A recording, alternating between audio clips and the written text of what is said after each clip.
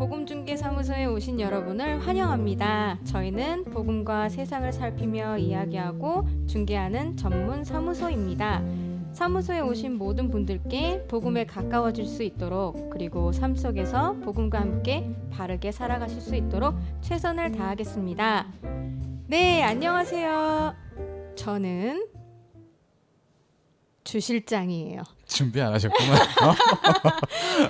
PD가 그렇게 꾸미말 준비하라고 그랬는데. 예? 주 실장이에요. 예. 저 자체가 아니에요. 사실은 했는데 오글거려서 사실 머뭇거려졌어요. 아, 뭔데요? 그러면 편집한다 치고 편하게 말씀해 보세요. 네. 저희가 그동안 자기소개를 안 했던 것 같아요. 네. 그래서 안 했죠? 간단하게 자기소개 시간을 한번 갖는 것도 나쁘지 않을 것 같아서 그렇죠. 네, 인사하면서 자기소개 간략하게 좀 해보겠습니다. 근데 저 자기소개라고 할 것도 없어요. 별로 이제 대단한 사람이 아니라서 그렇죠. 저는 대단하지 않죠, 집사님. 네. 저는 이제 올해까지 신앙생활 한 9년에서 10년 정도 됐어요. 네. 네, 그래서 신앙생활이 뭐 길다고 하면 길 수도 있고 짧다고 하면 짧은 기간이긴 한데, 그래도 이제 뒤늦게나마 20대 넘어서 이제 주님 만나서 네. 신앙의 길을 걷고 있는 아들의 엄마이자 아내이자 자식이기도 한 네. 주 실장입니다. 네. 네. 반갑습니다, 네. 실장님. 목사님도 네. 간단하게 자기소개 좀 부탁드려요. 저도 해야 되겠죠? 네네. 네, 뭐 저도 신앙생활 몇 년인지 생각은 안 해봤는데 한 중학교, 고등학교 때부터 뭔가 좀 그 나름대로 신앙생활이라고 생각한 어떤 시기가 그때쯤부터 아니었나 싶기도 해요. 그때부터 이제 또 신학을 해야 되겠다 이렇게 마음을 먹고 쭉 신학을 하고 전도사, 뭐 강도사, 목사 안수를 받고 2013년도에 개척을 하고, 그때 제가 주 실장님을 만나서 배웠죠. 주 실장님이 네. 이제 그때부터 거의 이제 신앙생활을 시작하는 네. 그런.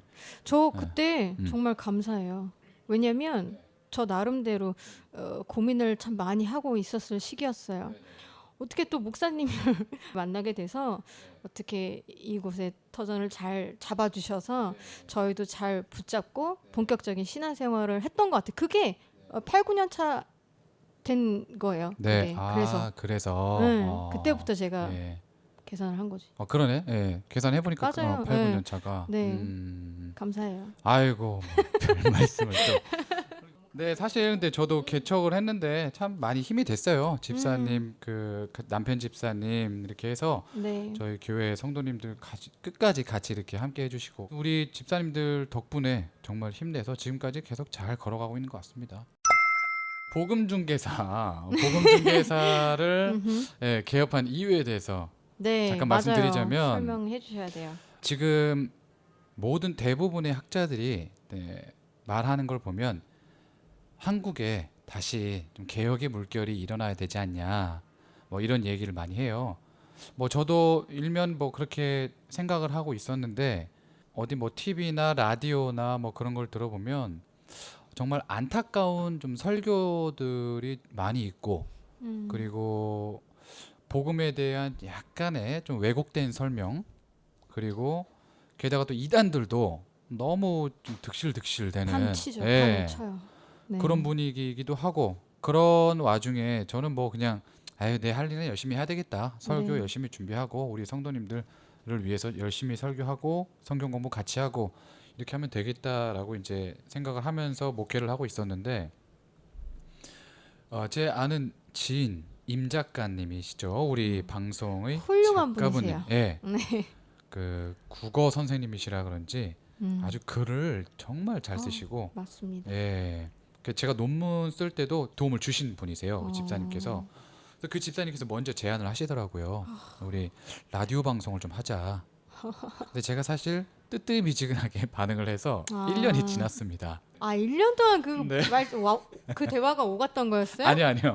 1년 전에 말씀을 하셨는데, 그래서 이제 답변을 조금 애매모호하게 하다가 다시 한번 이제 또 목사님 우리 같이 방송 한번 합시다. 처음 유튜브로 먼저 제안을 하시는 거예요. 유튜브. 네네네. 근데 제가 너무 좀 자신이 없는 거죠. 그 뭔가 방송에 하는 뭐 그런 자질도 좀 없고 자신감도 없고 여러 가지 걱정 때문에 그래도 이제 집사님께서 권유를 해주시고 그리고 이 한국 교회를 이제 생각해 보면 우리 방송이 얼마나 크게 될지는 잘 모르겠어요. 다 모르겠지만 그래도 혹시나 조금이라도 성경에 관해 그 복음에 관해 관심이 있으신 분들은 듣고 조금 그 도움이 되지 않을까 이런 생각으로 아 그래 한번 해보자 이렇게 마음을 먹고 그 다음에 제가 우리 주 실장님께 제안을 드린 거죠. 근데 사실 제가 주 실장님께 제안을 드릴 때 부담스러우실까봐 그냥 질문 몇 개만 던져주시고 뭐 답은 제가 하고 그러면 돼요. 뭐 대충 이제 그런 거 시키려고 네. 했는데 네. 아우 잘하시더라고요 주 실장님. 네. 제가 느꼈는데 예, 방송으로 최적화돼 있으신 그런 집사님이신 것 같아요. 과찬이시고요. 저는 그렇지 않습니다. 네네네. 저 그 제안 처음에 딱 들었을 때 일단은 네. 기뻤어요. 제가 아. 너무 부족하니까 네. 기쁜 마음이 컸죠. 그래도 저를 써 주시려고 하니까. 네. 저도 근데 그때까지만 해도 정말 단순하게 생각했어요. 단순하게 생각해서 크게 부담감 없이 좋아요 언제든지 저는 이제 그때 그렇게 말씀드렸잖아요. 네, 네, 네. 바로 오케이 하셨죠. 필요만 하시면 언제든지 불러달라 이렇게 말씀드렸는데 이게 저도 해보지 않았던 영역이다 보니까 심적으로 부담감이 매 주마다 오기는 해요.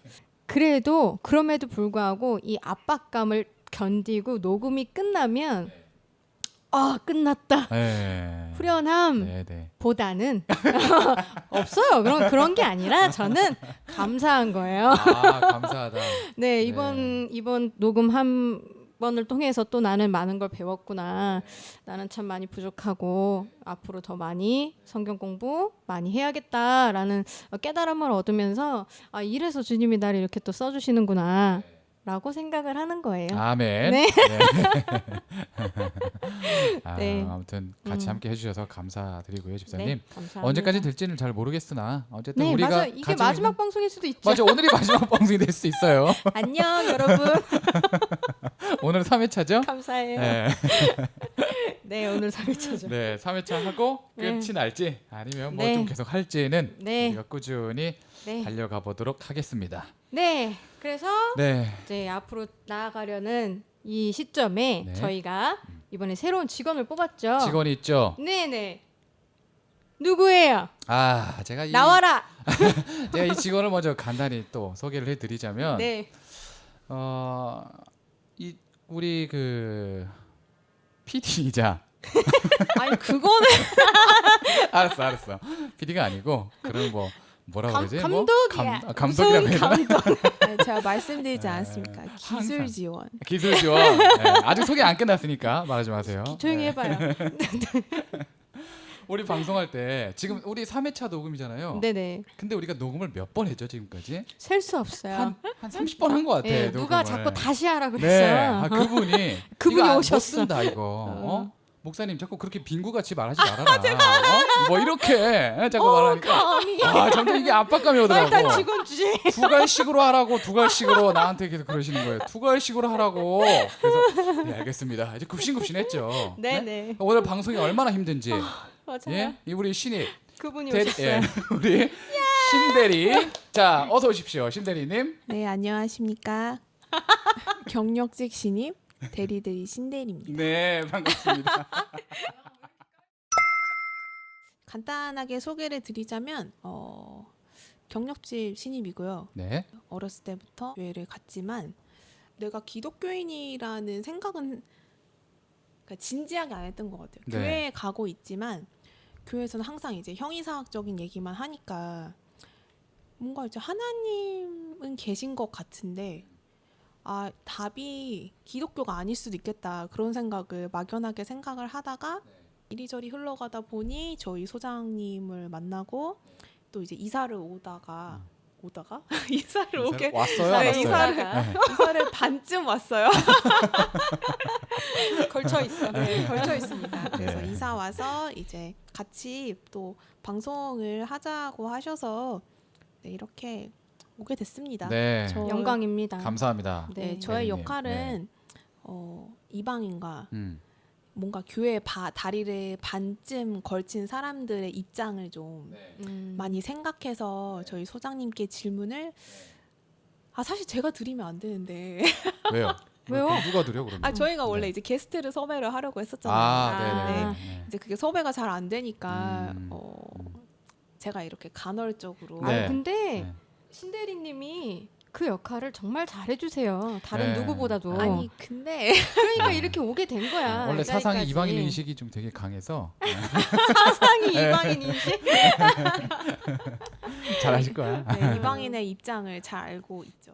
근데 지금은 저는 매일매일 이제 하루 빨리 예수님이 오셨으면 좋겠고 이게 진정한 그 신앙이죠. 이 세상이 재미가 없어요. 아, 그러면 또 안 돼요. 이상하네, 신앙이. 누구야? 그러니까 사실 저희가 이거를 시작하려고 했던 게 이제 교회에서는 이야기하지 못하는 그런 이야기들을 여기서 좀 이렇게 편하게 얘기를 네, 하려고 했던 거잖아요. 그렇습니다. 네. 네. 우리 대리님을 뽑은 이유 중에 가장 큰 이유는 이방인들이 궁금해할 만한 질문들을 콕콕 찝어주시는 게 평소에 되게 잘 해주셨어요. 근데 저 같은 경우에는 제가 목사님을 처음 뵀잖아요. 제가 늘 말씀을 드리는데 깨끗한 상태였어요. 그래서 그거를 다 받아들여서 우리 목사님만이 말씀이 늘 정답이다라고 생각을 했던 사람이에요. 항상 목사님이 깨어있으라 따질 맞아요. 줄 알아야 된다. 맞아요, 아닌 맞아요. 걸 본인이 알고 있어야 된다. 네. 공부해라 이렇게 네. 말씀을 하셔서 네, 근데 네. 이제 하여튼 그랬는데 네. 저는 그걸 그대로 있는 그대로 받아들이고 그 말씀이 맞는 거다라고 믿고 있으니까 네, 네, 네. 비판을 사실 이제 할 생각을 초반에는 못했었어요. 아, 네, 네. 못했는데 음, 우리 대리님 같은 경우에는 그러니까 그런 시각으로 비판적인 시각으로 네, 네. 잘 따지더라고요. 네. 네. 피곤해요. 이해해요. 아유, 그런 사람 피곤해. 저도 네? 곁에 두고 싶진 않아요. 근데 저의 이 비판적인 사고는 고등학교 때 사실 만들어진 거여서 그래요? 네, 저희 예전에 한백학원이라고 네. 이 실명을 그렇게 해도 근데 돼요? 그 학원이 네. 지금 어디 가는지 모르겠어요. 아, 원장 그래요? 선생님이 거기서 네. 비판적인 사고를 키워요? 네, 거기서 오, 들으면 항상 의심하라고 그랬어요. 항상 의심해라. 한 번 더 걸러서 생각을 해봐라. 듣는 거를 바로바로 믿으면 안 된다. 좋아요. 그건 맞는 거. 네, 맞아. 아무튼 정말 이 비판적인 사고 정말 중요하거든요. 네. 이게 우리 기독교가 믿음의 종교는 맞습니다. 맞는데 생각하지 말라는 종교는 아니에요. 네. 예, 기독교는 항상 믿음으로 비판적으로 여러 가지를 분별할 수 있는 게 예수님 사도들의 가르침이거든요. 항상 선한 것을 분별하라고 그걸 성장하라고 가르쳐 주기 때문에 아멘 하는 거 뭐 믿습니다라고 고백하는 거 좋은데 왜 그게 뭔데 어떻게 무엇을 뭐 이런 식으로 계속 질문을 던지면서 우리가 성경을 받아들이고 믿고 우리 삶에 적용하고 그렇게 살아가야 되거든요. 그냥 성경 공부하라는 거죠. 아이 결국 그 말이에요. 공부를 하자고요, 공부를. 공부하라는 거야. 네, 네, 네. 기도만 그래서. 해서도 안 되고 교회만 가서도 안 그럼요. 되고 네. 공부도 같이 하라는 거죠. 공부를 해야 연구를 하라고. 참. 그 성경책은 학자들만의 책이 아니에요. 네. 그리스도인들에게 주셨어요, 하나님께서. 자, 연구를 해야 됩니다. 그래서 어쨌든 우리 복음중개사무소에 대해서 한번 다시 설명을 드리자면 우리 복음중개사무소는 의뢰인들께 의뢰를 받아 중개를 하는 전문 사무소인데요. 교회에서 못했던 고민들 그리고 세상에서 그리스도인으로 살면서 부딪혔던 갈등들 복음의 관점으로 궁금하거나 의아했던 것들 등 여러 가지 이야기들을 때로는 유쾌하게 때로는 진지하게 이야기해 보려고 합니다. 지난번 회차 때 2회차 때 네, 네. 뭔가 놓치신 부분이 조금 있으셨다고. 있죠. 그쵸. 예. 그거 조금만 말씀해 주시고 뭐죠, 신대리? 공부에 맞겠지. 저 신임 아닌가요? 준비해야지. 네, 거기에 빙의해서 네. 잠깐 제가 네. 얘기를 해보. 자, 빙이 들어갑니다. 결국은 2회차에서 어쨌든 범죄 같은 것들을 이제 저질러도 하나님께 회개하고 바르게 살면 다 같이 이제 백성이 되는 거잖아요. 네. 하나님 나라의 백성. 네. 그러면 빨리 믿는 사람들이 좀 억울하잖아요. 왜요? 그냥 실컷 마지막에 나쁜 짓 많이 하고 그냥 나를 위해 살다가 나의 이익을 위해 살다가 눈 감기 전에 목사님 초대해서 목사님 잘못했습니다. 절 회개하겠습니다. 하고 세례 받고 깨꼬닥하면 백성 되는 거 아닌가요? 아, 네, 그거에 대한 네. 여기에 대해서 아니 제가 아마 설명을 드린 것 같은데 잘렸습니다. 아 편집됐나요? 예, 그분께서 그래요? 그분이 그분 왜 그러셨대? 피곤해. 네? 다시 시키잖아. 아 그렇구나. 해봐요 일단. 자 우리 복음중개사무소 가이드라인 정확히 들어갑니다. 네. 네.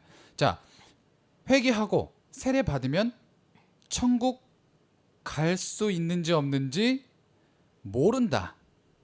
그런데 못 갈 확률이 더 많다라고 생각을 합니다.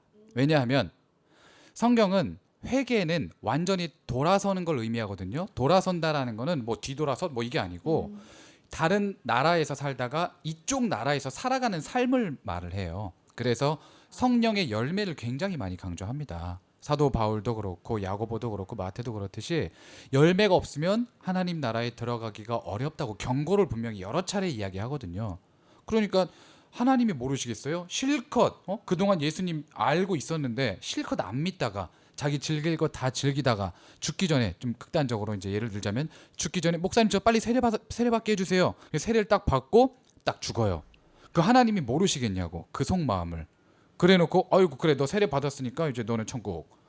이렇게 할 하나님이면 성경에서 그런 하나님을 정의롭다, 공의롭다 이런 고백이 안 나오거든요. 성경 우리 기독교의 하나님은 공의로우신, 정의로우신 하나님이셔요. 그런 걸로 천국 보내고 뭐 이렇게 AI처럼 믿기만 하면 천국 간다는 거 그런 슬로건에 무조건 다 대입해서 하시는 게 아니고 항상 성령의 열매가 따라와야 된다. 네. 그리고 먼저 믿고 그렇게 고생했으면 하나님이 정말 수고했다고 나중에 눈물도 이렇게 닦아주시겠다고 뭐 상징적인 표현으로 요한계시록에 나타나 있지만 정말 위로를 해주실 거예요 우리 하나님께서. 갑자기 궁금한 게 있는데 네. 이건 없어요. 없는 거야 제발. 대본에. 예. 실장님. 아니야, 아니. 아니 근데 네, 밑바닥 이게 드러나면 안 아실 것 되는데. 같아. 아, 네네. 아니 근데 이제 갑자기 입장을 바꿔서 그러니까 지금 주 소장님도 알고 계시잖아요.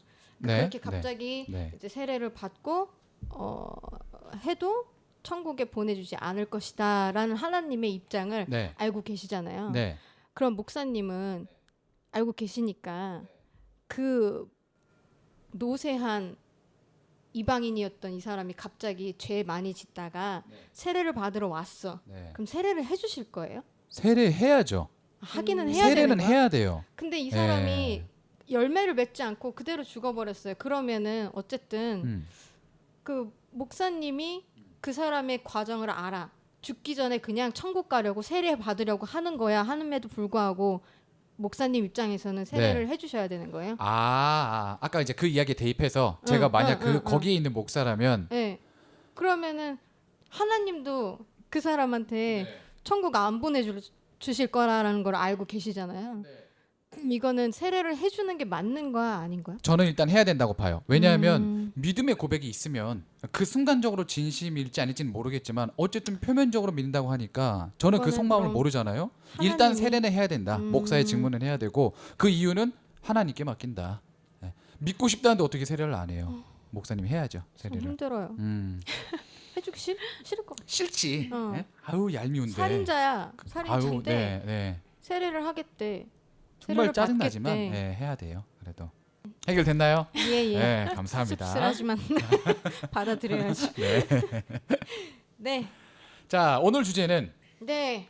기도입니다. 네, 기도예요. 네, 이 기도인데 네. 또 우리 의뢰인들 질문이 아주 쏟아졌죠? 맞습니다. 네. 네, 기도. 저는 이제 이 주제를 기도라고 딱 했을 때 여러 가지 기도하면 제가 평소에 막연하게 상상했던 그 기도라는 이 단어가 주는 그런 이미지가 있었어요. 아, 네, 네. 왜 기도 딱 하면 뭔가 일단 넓은 창에 햇볕이 들어와요. 아, 그런 그림이 많이 예. 있죠. 그 주변에 경건한 음악이 흐르고 불러야죠. 바른 자세로 무릎 꿇고 무릎 꿇고. 누가 봐도 은혜로운 그런 그 분위기 그런 게 상상이 되더라고요. 막연하게. 네, 네. 목사님은 기도하면 딱 떠오르는 상상이 있나요? 아, 이미지? 기도하면 저는 일단 음. 예수님께서 그 잡히시기 전에 기도하실 때가 간절함. 예. 그때 막 그 핏방울처럼 땀이 흘리는 네네네. 듯한 정말 그 간절하게 기도하셨던 그 모습이 일단 좀 떠올리고 방금 실장님 말씀하신 것처럼 일단 그런 그림들을 많이 봤어요. 맞아요. 예. 보통 뭐 영화나 뭐 네. 그림 그런 맞아요, 거 맞아요. 보면은 영화 기도하는 같은 거 데서. 보면 일단 자세가 굉장히 경건해야 되잖아. 네네네. 예. 아 좋아요. 뭐 일단 맞습니다. 그런 경건한 자세 맞아요. 좋고 저 그런 네. 이미지 음. 예. 아주 좋습니다. 나쁜 건 아니고. 네네네. 네.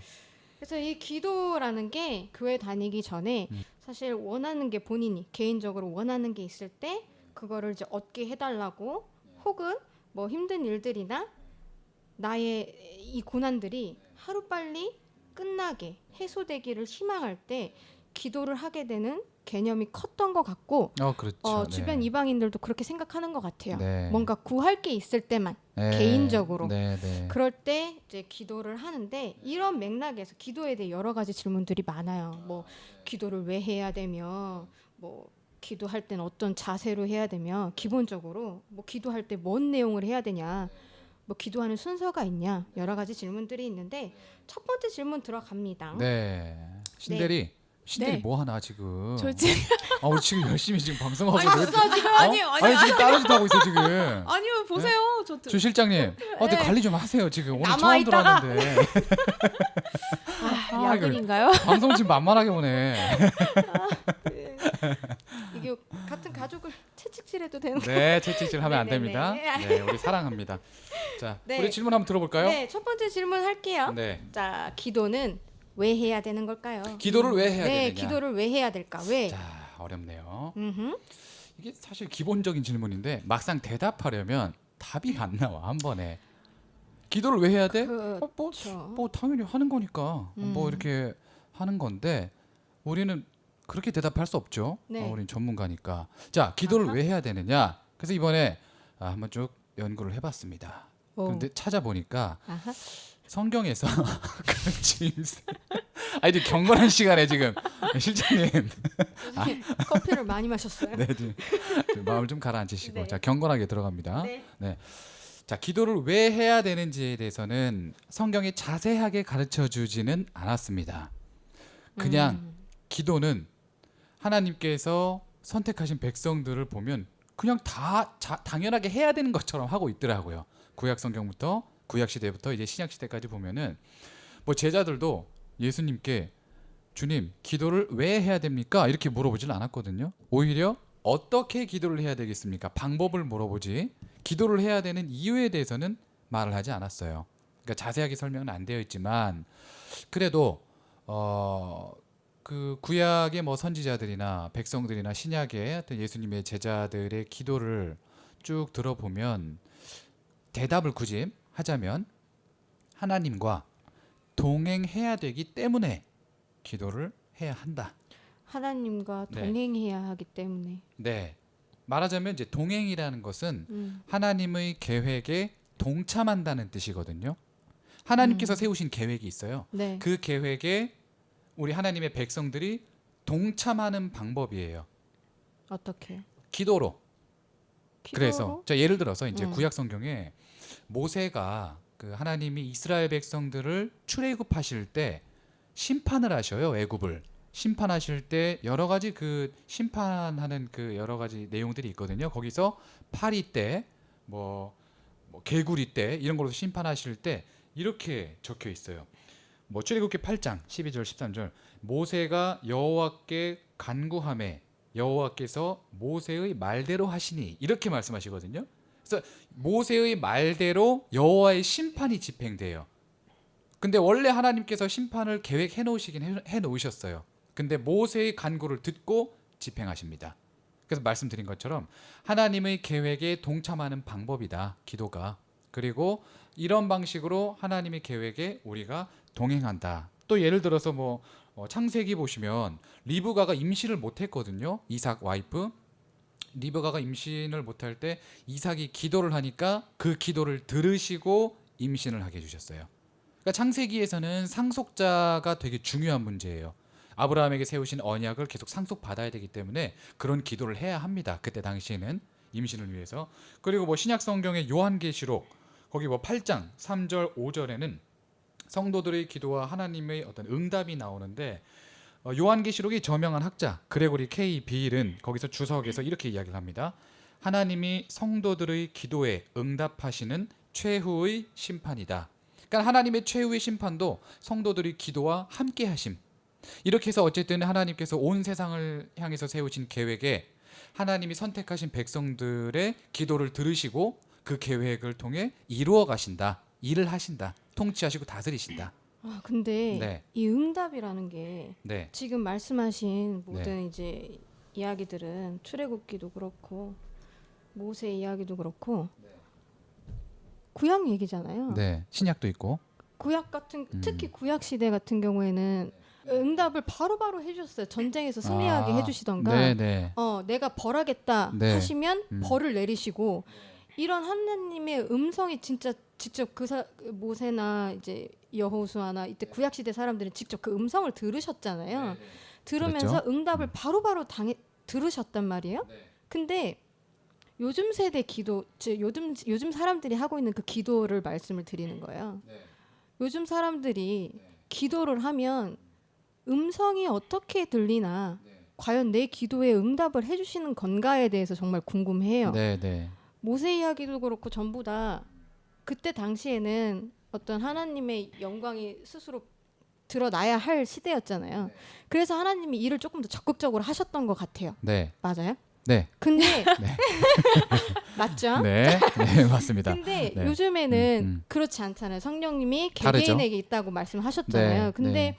그렇다고 치면은 왜 요즘 세대에는 왜 응답을 바로바로 안 하시는 건지, 기도하는데 마치 우리 기도를 안 들어주시는 것처럼 느껴질 때가 있어요. 특히 기독교인들에겐 더더욱. 이방인들이야 뭐 믿지 않으니까 그 기도의 방식 그리고 소통의 방식 이런 걸 몰라서 그럴 수도 있는데, 기독교인들 같은 경우는 기도를 어떻게 해야 되는 것도 알고 하나님과 동행해야 되는 게 기도라는 것도 알고 있는데, 그래서 되게 열심히 기도를 하잖아요. 밤낮뿐만이 아니라 몇 시간 동안 기도를 하시는 분들이 그렇죠. 많아요. 네. 그럼에도 불구하고 응답을 못 듣는단 말이죠. 우리는 구약 시대처럼 그렇게 실제로 음성을 들리는 시대가 아니에요. 성경을 자세히 보시면 시대별로 하나님께서 일하시는 방식이 계속 차이점이 있거든요. 계속 차이점이 있는데 구약 성경에서 신약 성경까지는 어쨌든 하나님이 세우신 계획을 이루시기 위해서 계속 자기 백성들과 소통하시는, 요즘 흔히 말하는 이제 소통 개념이랑 좀 어울리는데, 소통하시는 방식으로 계속 함께 해 오셨는데, 이제 예수님이 승천하신 이후에 사도들 시대 이후에 직접 그런 어떤 물리적인 음성 있잖아요. 그런 물리적인 음성으로 우리에게 응답해 주시지는 않지만, 그럼 응답을 안 해 주시느냐? 응답은 반드시 해 주십니다. 하나님께서. 기도를 하면. 그렇죠. 네. 반드시 해주셔요. 우리가 응답이라고 생각을 안 하기 때문에 문제이지, 우리가 하나님께 기도하면은 하나님께서는 항상 듣고 계시거든요. 항상 듣고 계시기 때문에 거기에서 하나님께서는 우리의 기도를 들으시고 응답을 해주신다. 근데 왜 우리가 응답을 못 듣는 것처럼 그렇게 자꾸 느끼냐면, 우리가 생각한 어떤 그 방식과 기준을 정해놓고 기도를 하기 때문에 그래요. 나 며칠까지 하나님께서 이거를 들어주시길 원해. 아니면은 이 일이 내 방식대로, 내가 생각하는 방식대로 해결되기를 원해. 이런 걸 하나님께 간절히 기도해. 근데 하나님께서 안 들어주시네? 그럼 응답하신 건가 안 하신 건가? 안 하신 건가? 아니면 기다려야 되나? 뭐 이렇게 계속 고민하고 뜨뜻미지근하고, 구약 성경에서는 바로바로 하나님의 음성 들려주시는데 지금은 그렇게 안 해주시거든요. 그러니까 하나님께서는 어떻게 응답을 하시느냐면, 하나님이 세우신 계획이 있다고 분명히 말씀드렸죠. 그 계획에 맞춰서 하나님께 기도하는 이 성도들에게 최적화된 가장 좋은 방식으로, 하나님께서 생각하는 가장 좋은 방식으로 반드시 기도를 들어주신다. 반드시. 그러면 네. 기도를 하면 네. 어찌 됐건 응답을 해주신다. 근데 바로바로 해주실 때도 있고, 뜨뜻미지근하게 나중에 그게 드러날 때도 있고, 거절하실 때도 있나요? 그게 응답이에요. 거절하는 게. 거절하는 것도 응답이야? 그럼요. 네. 거절당할지 예를 들어서- 몰라요. 내가 거절당했어. 이거 단적으로. 모르잖아요. 아니 뭐 단적으로 이런 예를 들어볼게요. 하나님, 저 그냥 100억 좀 줘보세요. 저 포르쉐가 필요한데, 뭐 아무튼 뭐 좋은 차가 필요한데 100억 좀 줘보세요. 아무 음성이 안 들려. 그 뭐 기다리라는 소리인가? 이렇게 기다리다가 계속 안 들려. 죽을 때까지 안 주셔. 분명히 어떤 의미에서 거절이라고 말할 수 있거든요. 근데 하나님께서 보시기에는 굳이 필요가 없는 거예요. 이걸 얘한테 100억을 줘봤자 얘가 방탕하게 살아갈 확률이 더 많기 때문에 하나님께서는 오히려 안 주는 방식으로 응답을 하신 거예요. 아이고야. 여러분 청약돼 달라고 기도하지 마세요. 로또 절대 안 될 거예요. 그러니까 개인을 위한 네. 기도를 하지 말라는 거죠. 그런 거는 안 들어주신다는 거예요. 아니죠. 그러니까 개인의 욕심을 예. 위한. 그렇죠. 포르쉐 사게 해주세요. 100억 딱 떨어지게 해주세요. 네. 포르쉐 살려고. 네. 근데 포르쉐를 사야지 어. 내가 어디에 후원 갈 때 좀 더 빠르게 갈 수 있을 것 같아요. 이건 어때요? 좀 더 빠르게 더 선교 복지원이 너무 활동. 멉니다. 네. 포르쉐를 하나 주세요. 이런 기도. 자, 알겠어요? 어렵네요. 네. 그 선이 애매하지. 네, 근데 어. 이게 또 예를 들어서 또 개척 교회인데 우리 성도님들이 예를 들어서 좀 멀리 사시는데 예를 뭐 차도 좀 없으시고 교통수단이 되게 불편해.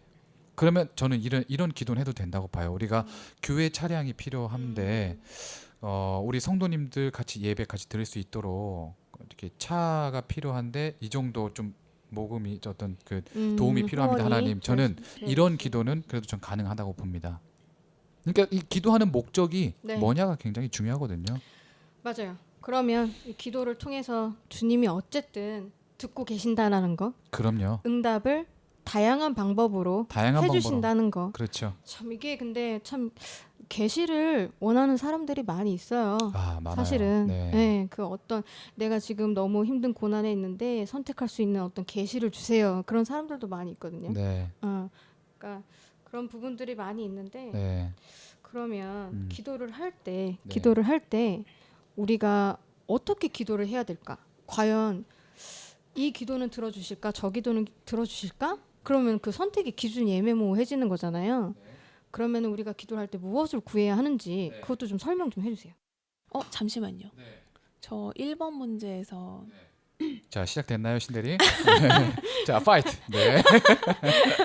근데 네. 이게 제가 조금 의문이 있어서 목사님이 마지막에 소장이죠? 죄송합니다. 소장님이 자, 똑바로 하세요. 소장님께서 마지막에 이제 기도를 해야 되는 이유에 대해서 이제 신학자의 주장을 인용을 하셨잖아요. 아, 네네. 저는 이 주어가 뭔지 모르겠어요. 그 하나님이 성도들의 기도에 응답하시는 최후의 심판이다라는 게 네. 그냥 요한계시록에 나오는 사건 자체를 말씀하시는 거예요? 네. 요한계시록 네, 나오는 환상으로 나오거든요. 요한계시록은. 그 좀 더 설명드리자면 거기선 사실 그 죽은 자들의 기도예요. 근데 이제 우리는 뭐 죽어서 기도하고 그런 건 아닙니다. 네. 근데 요한계시록은 다 환상의 언어로 표현돼 있어요. 그림 언어예요. 실제가 아니고 그림 언어로 표현돼 있기 때문에 그것을 하나님께서 성도들의 기도를 들으시면서 이 구원 역사를 진행하신다. 그래서 우리는 기도를 해야만 한다. 의무적으로 사명감으로 하는 거죠. 우리는 기도를. 근데 저는 그 이제 답변을 듣고 네. 아직도 좀 개운치 않은 거는 네네. 구약 시대부터 사람들이 하나님에 대한 대화의 수단으로 이제 기도를 했잖아요. 네. 근데 성경에서는 이제 기도 무조건 해야 된다 이런 얘기는 전혀 나오지 않고 그렇죠. 나오지 않죠. 그냥 사람들 당연하게 하나님과 기도를 하고 하나님은 그 기도를 들으시고 이제 직접적으로 음성을 주시고 환상을 주시고 그런 사건들을 일어나게 하시잖아요. 그래서 저는 그냥 성경을 보던 저의 생각으로는 그냥 과거에 당연하게 하나님과 했던 대화의 수단이 네. 신약 그리고 현대까지 이어진 게 아닌가. 네. 그 하나님의 응답이나 그 소통의 방법은 달라졌을지언정 그 수단이 그냥 그대로 이어져 온 게 아닌가 그런 생각이 좀 들더라고요. 수단? 이게 막 꼭 하나님이 기도를 들음으로써 역사를 진행시키기 위한 것으로 기도를 우리가 꼭 해야 된다 이게 아니라 네. 그냥 당연하게 아버지와 자녀가 대화를 나누던 그냥 방법이었던 거예요. 네. 그래서 성경에도 그게 음. 뭐 얘기가 굳이 나오지 않았던 거고 너무 당연하니까. 네. 그러니까 약간 그런 것들이 몇 개 있잖아요. 저희가 이제 성경을 보면서 어떤 문제를 바라볼 때 이 문제는 너무 당연하니까 성경에 나오지 않은 거다. 네. 그 사람들의 그 시절의 생각에는 이러이러한 게 당연했기 때문에 당연히 성경에 그건 안 나오지. 뭐 예를 들면 뭐 과거에 여자가 머리에 뭔가를 쓰는 문제가 고린도전서. 네, 고린도전서에서 이제 뭔가를 그러니까 쓰지 않는 것이 예의가 없는 거였잖아요. 그때는. 근데 이제 현대에서는 그게 다르게 되듯이 뭔가 기도를 하는 그 행동 자체가 뭔가 이유가 있고 어떤 타당한 근거가 있어서 타당한 근거? 그러니까, 아무튼, 그러니까 네. 어떤 사건을 일으키기 위한 기도가 아니라 그냥 단순히 그냥 뭐 대화의 수단이었다 이 정도로만 얘기해도 그냥 저는 뭐 괜찮지 않나 그런 생각이 드는 거예요. 근데 네. 이거를 이제 질문으로 하니까 이제 저희 소장님이 이제 근거를 찾으시고 뭐지? 성경에서 근거를 찾으시고 네. 약간 그런 꼭 네. 그런 생각이 들어요. 사과의 말씀을 아니요. 드리겠습니다. 죄송합니다. 심심한 여기서도 사과를. 여기서 힘을 발휘하네. 여기서도 맞아요. 그러니까 단순하게 대답할 수 있는 건데 일단은 나름대로 이제 정보를 정확하게 좀 뭔가 성경 구절도 이렇게 설명을 해야 된다는 그런 압박감이 좀 있어요. 사실 제가 그냥 제 얘기처럼 하면은 왠지 누군가 나중에 야 그거 근거 있어? 괜히 이렇게 물어볼까봐 괜히 좀 논문 쓸 때 하는 것처럼 자꾸 근거를 대고 싶어하는 습관이 있어요. 제가. 예. 아니 그리고 저랑 그때 그 말씀하셨잖아요. 네네. 이제 예수님이 신약 시대에서 예수님이 하나님께 기도하고 이런 모습들이 성경 여러 장에서 그 모습이 계속 보여지고 있는데 이제 그 예수님의 제자인 우리가 그 모습을 따라가는 게 당연하다라고 말씀하셨잖아요. 그렇게 말을 했죠. 네. 네. 그렇게 말을 했죠. 네. 신대리한테는 대충 말해도 되니까 개인적으로 할 때 대충 말하거든. 당연히 하는 거야. 이러고 끝났어요 원래. 그럼 왜 굳이 방송에서 태클을 거는 거야? 아니 근데 혹시 이제 이런 네네. 거 가지고 또 이렇게 뭔가 이렇게 좀 궁금해하시는 분들이 궁금해하시는 분들이 있을 수 계실까봐. 있죠. 왜냐면 이제 하나님의 계획에 동참하는 방법이다. 내가 기도를 했는데 계획이 뭐 진행이 안 돼. 그럼 내 기도는 뭐야? 안 들어주시는 거야. 뭐 기도가 아닌가? 내가 아, 기도를 잘못했나? 오히려 뭔가 이런 식의 왜곡이 있을 것 같아서 그냥 네. 말씀을 한번 그럴 수도 있겠네. 드려본 생각해보니까. 거예요. 왜냐면 네, 네. 이게 딱 들으면 제가 말씀드렸잖아요. 비판적으로 비판 아주 비판적으로 생각을 해요. 네. 내가 어우, 이 주장을 좋아요. 했을 때 이 네. 사람이 나의 주장을 이용해서 네. 자기의 그런 또 다른 다른 걸 할 의견을. 수가 있는데 뭔가 그렇게 쓸 것 같은 거예요. 그러니까 이 사건이 안 일어나면 네. 제가 그렇게 말을 못 하겠죠? 그래서 근데 맞아. 아이, 잘하셨는데? 그럴 수 있어요. 그래서 제가 아까 기도를 안 하면 그러면 안 진행하나? 그건 아니거든요. 그래서 기도는 어떤 의미에서 동행인데 사명이기도 해요. 해야 돼요. 그냥 우리는 기도를 해야 돼. 그러니까 다시 이거 좀 바꿔보자면 예를 들어서 자식이 태어났어요. 근데 자식이 살다 보니까 부모님한테 이런 질문해요. 엄마 아빠 나는 왜 살면서 엄마 아빠랑 굳이 대화를 하면서 살아야 돼? 이런 질문이랑 사실 똑같은 맞아요. 거거든요. 약간 그런 네. 느낌도 네. 그런 것 같아요.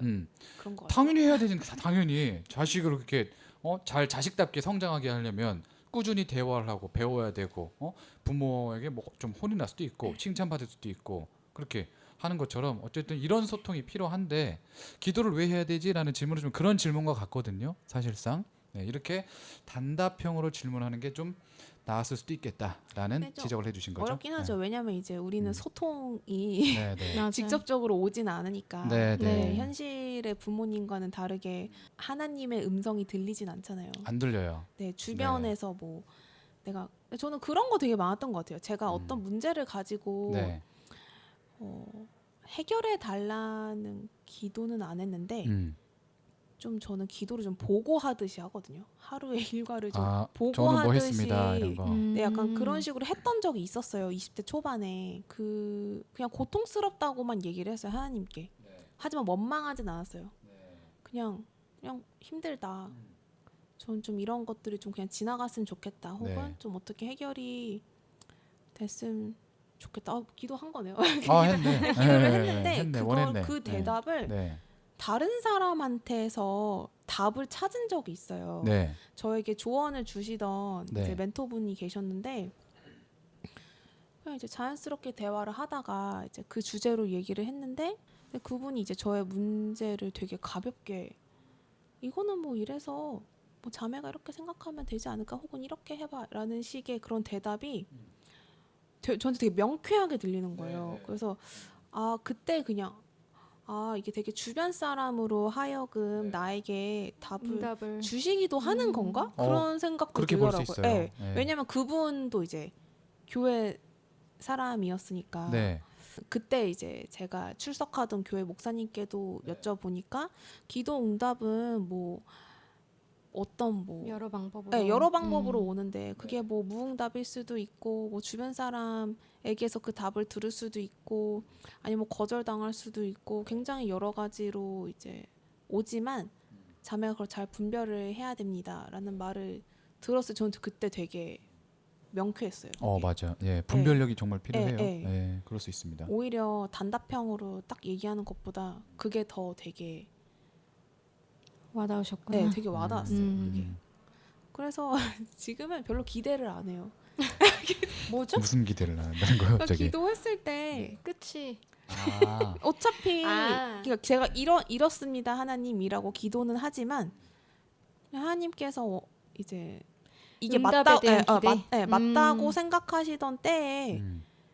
이제 제 기도를 들어주세요라고 하니까 별로 이제 기도를 해놓고 그냥 잊어버려요. 잊어버린다. 네, 그냥 아. 해놓고 잊어버리고 네. 또 힘들면 그냥 조금 한번 기도를 해보고 네, 네. 근데 또 그러다 보면 또 네. 자기 자신에 대한 기도는 또 안 하게 돼요. 그래요. 네. 해야죠. 그래도 자기 자신을 위한 기도를 해야 됩니다. 네. 네, 기도를 해야 그러다가 되고. 이제 또 한때 허무주의에 잠깐 또 빠져가지고 그래 다시 그랬던 돌아오셨구나. 지금 조금 돌아왔어요. 네, 돌아온 탕자 같은 신대리님. 그래서 기도는 저는 아직까지도 좀 어려운 것 같아요. 내가 어떤 기도를 해야 하는지. 네, 네, 네. 그래서 아까 그 질문이랑 그렇죠. 연결돼야 실장님이 되겠네요. 아까 네. 질문하셨죠. 네. 맞아요. 기도를 할 때 무엇을 구해야 하는지. 무엇을 구해야 되나? 네. 중요한 질문이죠. 네. 무엇을 구하세요? 이게 애매해요. 애매하죠. 네, 애매해요. 이게 맞는지 이게 아닌지. 이야기를 듣고 목사님 설교를 듣고 막 그러면 기도를 할 때 어떤 자세로 해야 되는지 점점 애매해질 때가 있어요.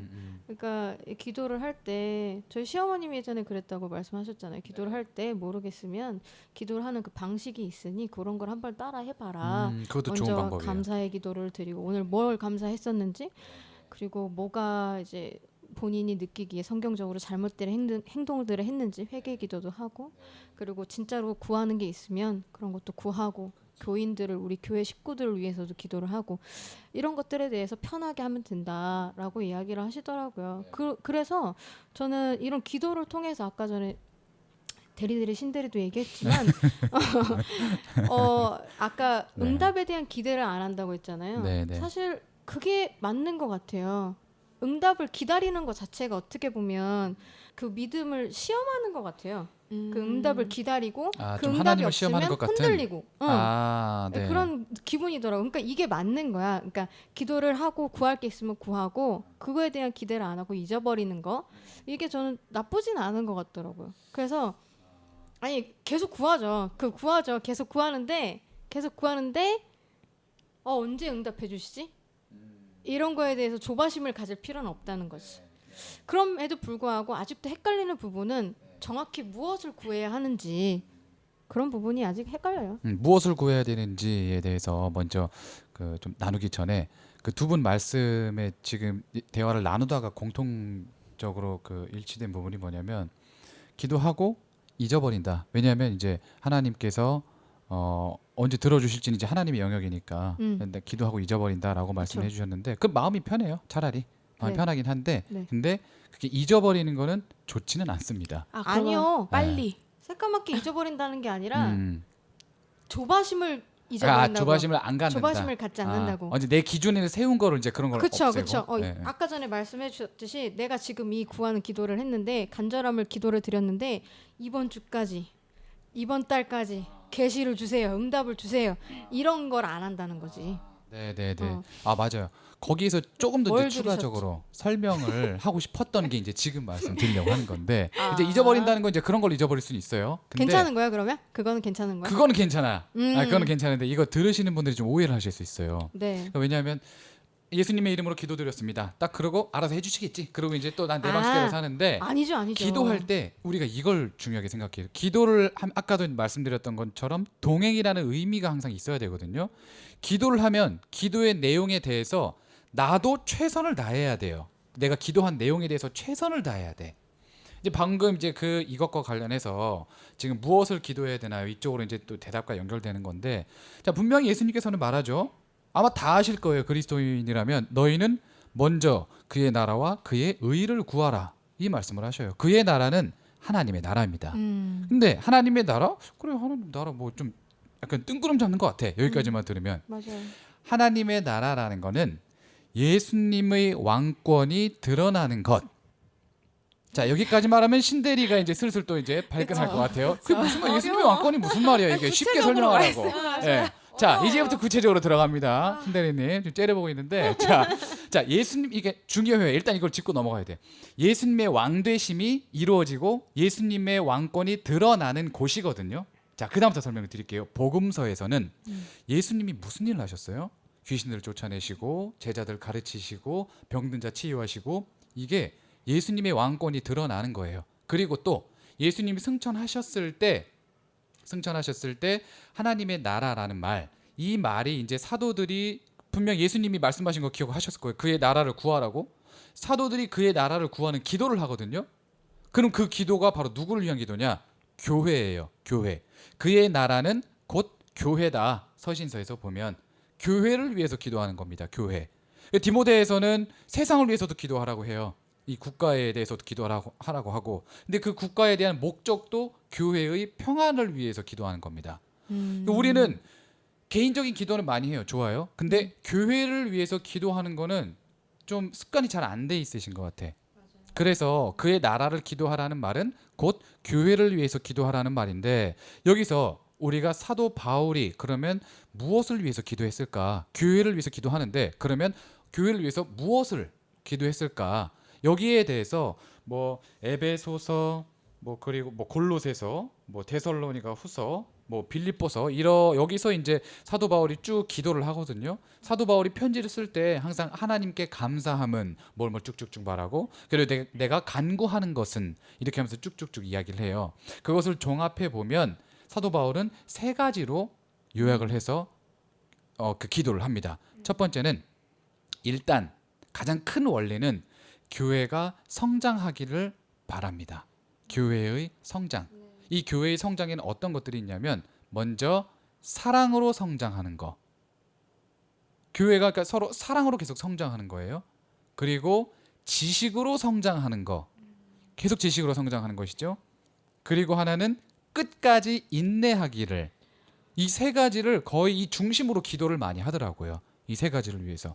그러니까 서로 사랑하기를 기도하는데 그리고 뭐 지식이 성장하기를 기도하고 끝까지 인내하기를 기도하고 그럼 기도하고 하나님이 알아서 해주시겠지 이게 아니라 지식으로 성장하기를 원합니다 이렇게 말하고 사도 바울이 계속 가르치거든요. 지식을 가르쳐줘요. 그러니까 기도하면서 사도 바울이 먼저 가르쳐주고 사랑하러 말하면서 또 사랑을 보여주고 인내하라고 기도하면서 또 본인도 인내하고 사도행전 보세요. 사도 바울 얼마큼 인내했는지 참고 싸우고 이방인들이 막 논쟁하고 토론하고 막 기절하고 그래도 끝까지 인내하면서 자기 할 일 최선을 다하거든요. 그러니까 기도하면서 자기가 계속 해요 그거를. 그래서 하나님이 함께 하시는 거예요 그런 방식으로.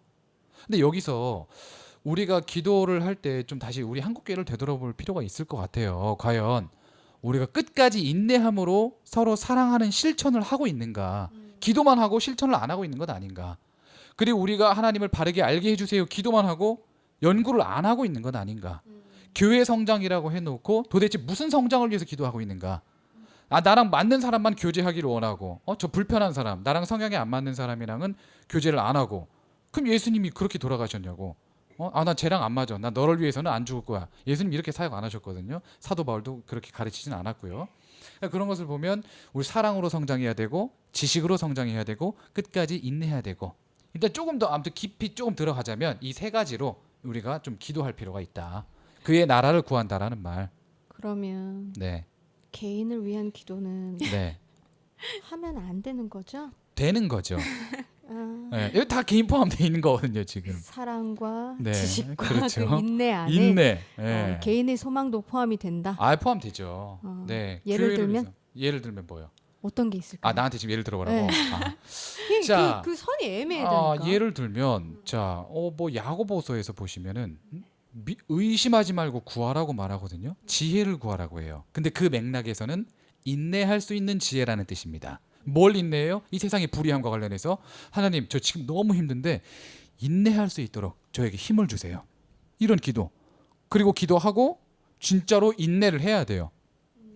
기도하고 내가 인내 안 했고 하나님이 내 기도 안 들으셨네 이렇게 말하면 안 된다는 거죠. 그러면 교회에 내가 정말 미워하는 사람이 있어요. 그러면 네. 그 사람이 바뀌길 기도하는 게 아니라 그렇죠. 내가 살아갈 수 있는 힘을 주세요라고 기도를 해야겠네요. 아우 정확합니다. 아우 명쾌하네. 어허. 예. 그렇죠. 그럼 이게 기도할 때 저 사람이 좀 변화되게 해주세요. 그 하나님이 하는 것보다. 변하게 해주실 수도 있어. 네. 근데 우리가 기도해야 되는 거는 저 사람이 어떻게 될지라도 내가 저 사람을 위해서 끝까지 사랑하고 인내하고 자비롭고 긍휼을 베푸는 성령의 열매를 그렇게 맺는 방식으로 하나님이 저와 함께 해주세요라고 말씀드리고 그 다음에 계속 그렇게 살아가야 되는 것이죠. 그게 하나님 나라를 구하는 기도라는 거죠. 그렇죠. 그리고 예수님의 왕권이라고 말씀드렸죠. 예수님의 왕권이 다시 이제 이루어질 수 있도록 재림. 그 예수님 주 예수여 어서 오시옵소서 마라나타라고 하잖아요. 항상 이런 소망을 가지고 기도를 해야 되는 거예요. 그리스도인들은.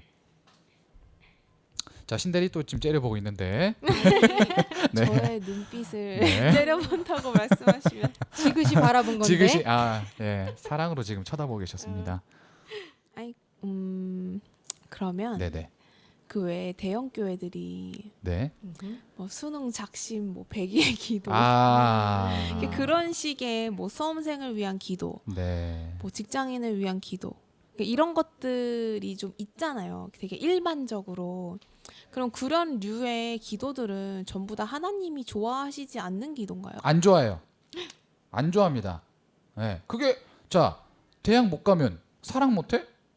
그런. 예수 하나님 못 알아라? 아니면 인내를 못해? 취직 안 되면 취직은 이제 돈 아니 취직은 좀 다를 수 있겠다. 왜냐하면 왜냐하면 이제 갑자기 생각난 건데 일을 하지 않는 자는 먹지도 말고 그러니까 같이 상관도 하지 말라고 사도 바울이 그렇게 얘기를 한 거 보면 일은 해야 돼요. 근데 무슨 직장이면 어때 그리스도인이? 예? 진짜 먹고 살만한 정도면 되는 거예요. 그리스도인들은 그걸로 우리 세상은 그 사람에 대한 어떤 그 평가를 하고 그 사람을 판단하고 그런 걸로 사회적인 인식으로 그 사람을 규정하려는 이 인식은 복음이 아닙니다. 이거는 어떤 직업이든 어때 열심히 일하고 열심히 사랑하고 열심히 하나님을 알고 열심히 인내함으로써 믿음을 발휘하는 것 그것과 관련된다면은 괜찮아요.